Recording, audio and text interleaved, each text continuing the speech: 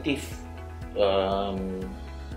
sama juga dengan perkara yang negatif lah. It's the same thing in a sense that perkara yang positif ialah dengan berjalan selama satu musim ni kita dapat lihat mana area-area yang patut kita address, ya, yang mungkin kita tidak dapat lihat jika tidak berlakunya sesuatu insiden atau isu. Dan saya rasa walaupun ini adalah perkara yang mungkin boleh dikatakan negatif yang berlaku sepanjang musim ini, tapi kita melihat kepada impact positifnya di mana kita dapat melihat keadaan tu dan sekarang boleh memperbaiki.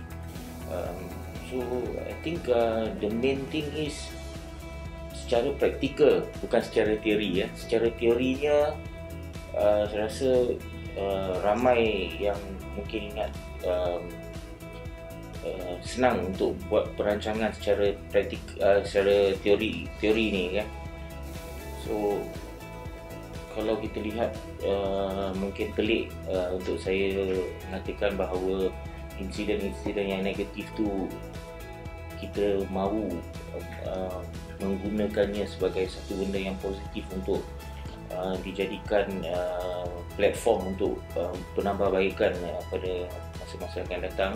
Dan walau macam mana orang mungkin ada opinion dia yang oh, ini satu perkara ni patut dibuat sebegini atau sebegitu, tetapi secara realitinya bila benda itu terjadi baru kita dapat lihat di mana kelemahan-kelemahan yang ada. Dan impossible untuk membuat satu perancangan yang tiada kelemahan lah. Secara teori memang impossible untuk melihat semua aspek.